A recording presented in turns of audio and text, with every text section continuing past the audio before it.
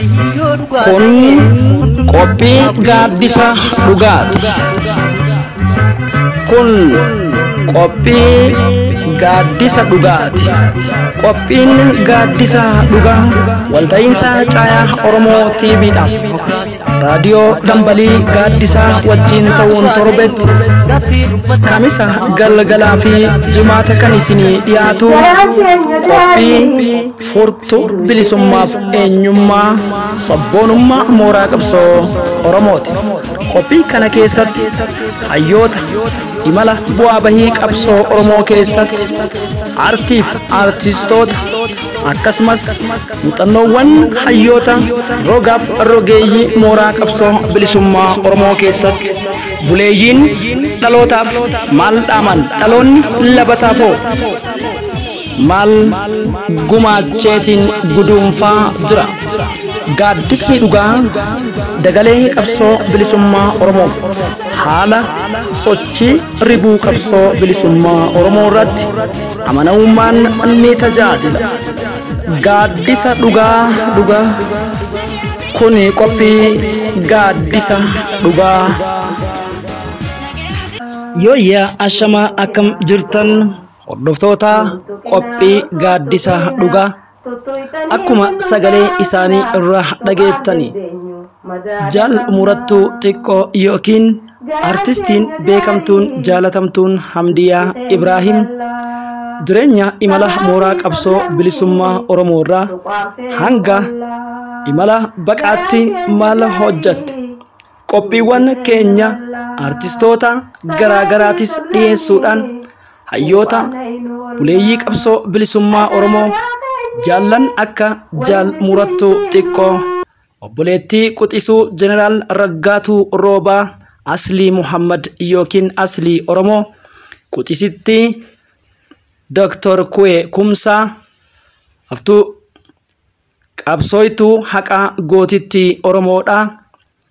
Sanyii ayyaantuu Dagaa Murattuu Dalloo Juukii Bareentuu Saartuu Magarsaaf qabsaa'ota akka Ilfinesh Qannoo haadha Oromoo har'a lubbuun jiranii fi qabsaa'ota ona afran qalloo qabsaa'ota guutuu konyaa Oromiyaa keessaa har'a jiranii jireenyaanis kaleessa kana hojjedhe kana dadhabe osoo hin jedhin imala jireenya baqaa keessattis moora kaleessa itti dadhaban artiirra kaase sochii ona gaara mul'ataa fi bosona Oromiyaa hamma Amsterdam Hoolaanditti Jaal Murattuu Xiqqoon maal hojjatte iyyaafanneet jala buuneet isiniif dhiyeessina.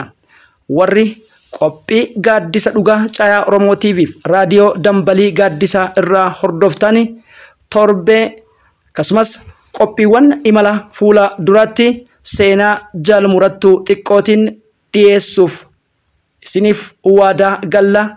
Isinis qophii keenya Orombek Entertainment share subscribe gochuun kanneen yaada qabdaniif miseensa jaarmiyaa gaaddisa marii dhaloota egeree bilisummaa Oromoo tahuu barbaadan hundi keessan koottaa nutti dabalamaa komentiin toora Facebook, WhatsApp fi Twitter, Instagram, Telegram, Zoom fi kanneen kana fakkaataniin nuuf barreessaa. Kun qophiin gaaddisa dhugaati. Qophiin gaaddisa dhugaa haala qabatamaa mooraa qabsoo Oromootii fi muuxannoowwan qabsaa'ota kaleessaaf har'as osoo dadhabne hin jedhin gumaachaa fi gorsa ijaarsa mooraa qabsoo bilisummaa Oromootti jajjabeessan wajjin qabsaa'ota roga bilisummaaf galma kaayyoo walabummaa qabsoo hidhannootti nufufsiisan irraa waa bartu isiniin jennaati. Maarree dhaamsumaa fi yaadrimee isaaniitiif walleewwan hojii artii isaanii erga isiniin beeksifnee booda kanadhaa guduunfineet Jaal Murattuu Xiqqoon eessatti dhalatan barri sochii qabsoo isaanii imalli jiruu fi akkasumas haalli bultii isaaniitiif haalli yeroo ammaa irratti argaman maal fakkaata kan jedhu hedduun keessan beeytanis dhaloonni lafaa dhufan qarreen Oromoo qaqqaaliin jaarmiyaa gaaddisa marii jaarmiyaalee akka dambalii humna qeerroo bilisummaa Oromoo fi humna urjii furgaatuu fi kanneen kana fakkaatanii fi tinsa mooraa qabsootis ta'ee dhalootaaf bu'aa bahii keessatti ormaata kamiyyuu dandamatanii tinsa diinagdee cimsuun injifannoo galmeessisaa jiran isaan waboo qabsaa'ota seenaa yoomillee hin irraanfannedha.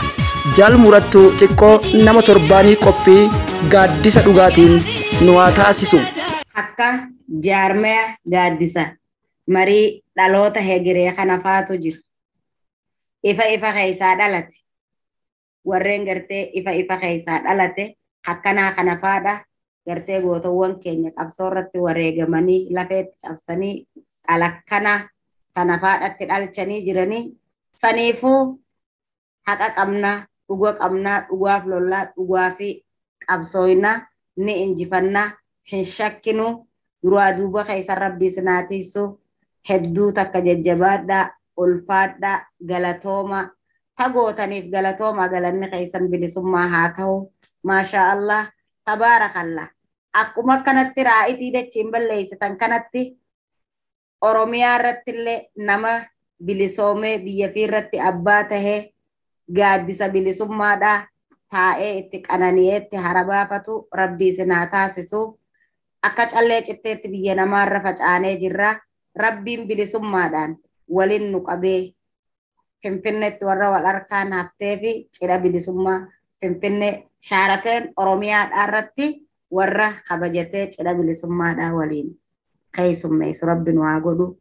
Jajjabaadhaa lammii xiyya qaalii fi gaggaarii waan gaariidha hojjechaa jirtan. Faa dubbachuudhaaf isinii fi warri dirree keessaa kuffisaa jiru sunis tokkuma jechuudha. Namni dhagaa qabu haa xiqqaattu haa guddatu saba ifii bira qabsaawaa ifii bira osoo achiin kaayanne gartee kophee galaa jaallawwan isaaniitiif gartee qabsaawaa fiitiif namni gartee jaallawwan keenyaaf kophee bite namni har'a sinqiitti godhe cuftinuu galata qabsoo Oromoo biraa qabaa. Qalama dahabaatiin onnee ilmaan Oromoo cufa keessatti galmooytanii jirtanii Oromiyaan isinaa galatoonfattu, qabsoon isinaa galatoonfattu. Dhaggee waraana bilisummaa Oromoo tumsan yoo isaan hamilee godhan Oromoon gaachana walii ta'uun hangafarraa waa barachuun mul'ata gaarii akka qabuu fi galma kaayyoo keenyaaf Oromiyaa walabaa keessattis tarkaanfii cimaa dhaloota ijaarameeti waan taateef Jeneraal Hamdiyaa Abraahim Jaal Murattuu xiqqoo akka naa galateeffattan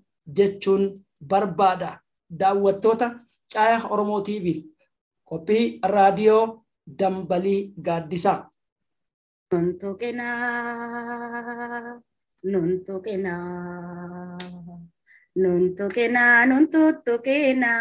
tuttuitanii finnun kaasina toqaan dandeenyu madaada qabna. Garaan keenya gaarii duwiti keenya bal'aa sabaa fi sablammii toqaan feenu ollaa harka laagaa keenya waliin diddiisinu nagayaa fi daadaa wajjin jiraannu nagayaa fi daadaan wajjin jiraannu.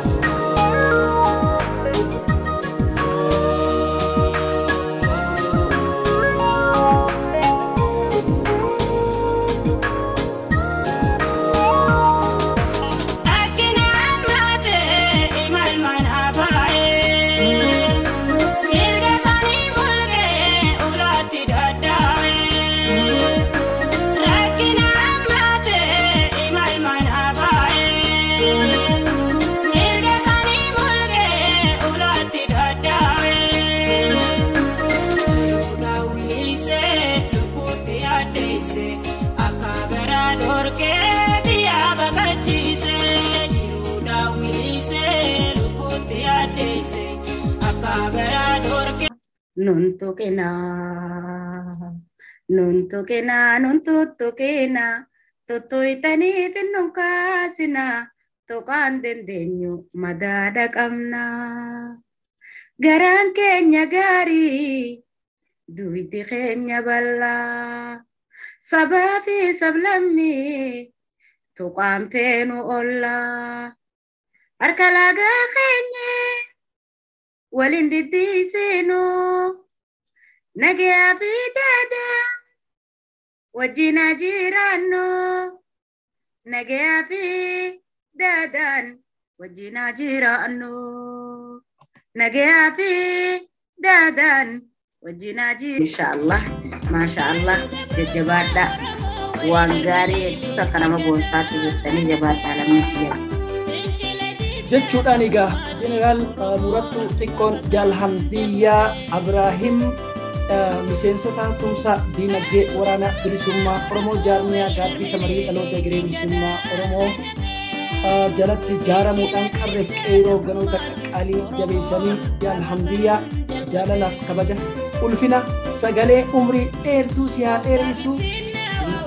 Qabsoon ati wi'inte qabsaa'ota wajjin galmaan geette itichitee har'a utubaa fi gartee waa hundaaniyyuu imaanaan leencatti kennamtee leenconni kumaatamaan wal horanii kuma dhibbootanii dura dhaabbachuun hin taatu rakkooneetti. Hayyee jaallan qabsoo bilisummaa Oromoo qophii gaaddisa dhugaa hordofaa jirtan. Qophiin gaaddisa dhugaa yeroo hundumaa kamisaa fi jimaata qophiiwwan keessummaa bu'aa bahii qabsoowwota qabsoo bilisummaa Oromoo keessatti buleeyyii har'as dardaroomaniitiin kaleessa dadhabe bosona dabbaal mootii gaaraa bosona Oromiyaa keessas ta'e gobeelle imale dadhabe osoo hin jedhin har'as dhaloota qubee generation yookiin ammoo dhaloota yaam Oromoo Forest akkasumas ammoo waboo Forest jedhu wajjin jireenya baqaa keessatti ilmaan Oromoo jabeessuu qofa osoo hin ta'in ideoloojii sammuu cabiinsa Oromoo keessatti deebi'uudhaan dhaloonni akka wal jaaru akka sabaatti ijaaramuun furmaata furtuu bilisummaati. Humni ijaarame humna diinagdee waa hunda caala tiinsuudhaan sabni kun hidhachuun aadaa isaa ta'uu qaba. Oromoon yoo hidhate qofa akka sabaatti tuffii keessa bahu cabiinsa keessa bahuu fi biyya walaboomtee fi Oromiyaa walabaa ijaarachuu keessatti shoora qaba jechuudha. Kana malees jeneraal Nurattuu Xiqqoon yookiin artistiin kabajaa tan kabajni mul'ataa isii malee fakkeenyi dhalootaa har'as nu haa jiraattu eebba keessan itti nu roobsaa. Hamdiyaa Abraahimi qabsooytuu Oromtittii sabaa faana afran qalloo fi Oromoof Oromiyaadha. Har'as umrii deebantii hortee nu haa bultu dhaloonni isaanirraa waa hedduu akka baratan abdii qaba. Wallema isaanii kana istiidiyoo irraa walleewwan hedduu qabanii Badruu Kamaalirraa kaasee akkasumas weellistoota ona afran qalloo hedduu kana hin jedhamne keessatti waa hedduu hojjetan. Kilaashii gaafa diinni moona qabsoo bilisummaa Oromoo seedhaa kamilee cabsees wallee gitaaraaf muuziqaatiin ol ba'uun ammoo gorsaan seenaan mul'atan jajjabinaa fi jaarmiyas jaaruun egaa jaarmiyaalee jaaramanis fakkeenya ta'uun hawaasa Oromoo mataa. Artiin teenyaas jaaramu qaba. Alaatti keessaan walitti jaaramtee wal quba qabaachuu wal gargaaruu artistiin tokko hagartee deemee biyya ambaa keessa itti gartee deemee biyya alaa keessa dhaqee rakkoon shorraa hiikkattes artistoota ittiidhaa ka biyya keessatti gartee akka rakkachaa jiran gartee rakkoo isaanii gartee namayyuu gartee wal beeka artistoonni wal beekanii rakkoo biyya keessa jirtus waan beekaniif namayyuu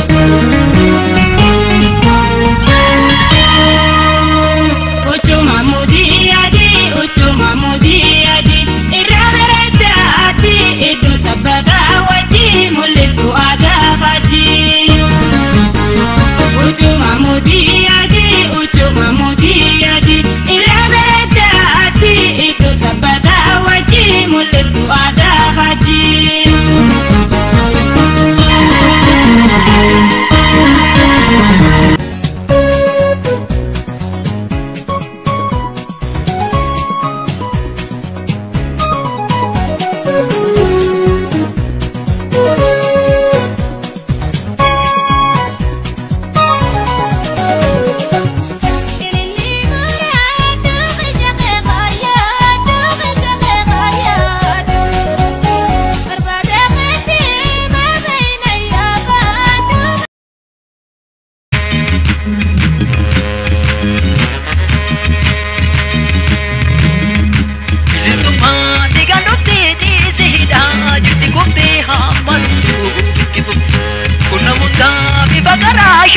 qabu beeka garaan abbaan kukuusu filmatan inni soomuu kana garaan hiddu qabsaa ika garaa hiddu qabsaa ika garaa.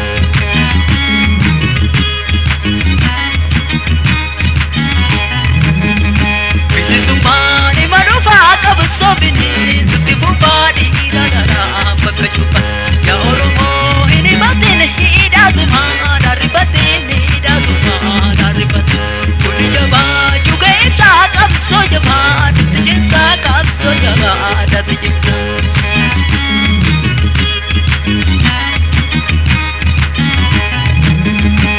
Ilmaan Oromoota dhangala'ee ragootatti dhangala'aa ragootatti kunuunka kaasa malatti waan nuti biisu boodatti waan nuti biisu boodatti bilisummaa Oromoota hamaa gargaree diini goota taasan jiru himamoota.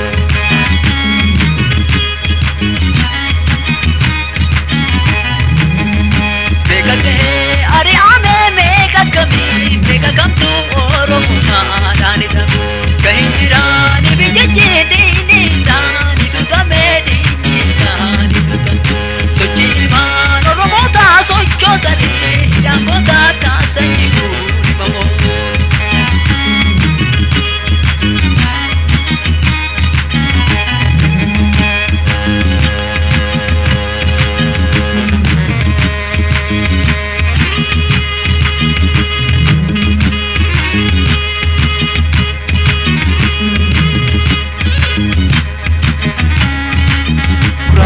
Yoo dhugaa ta'ee hundumtuu qofaa bulfatu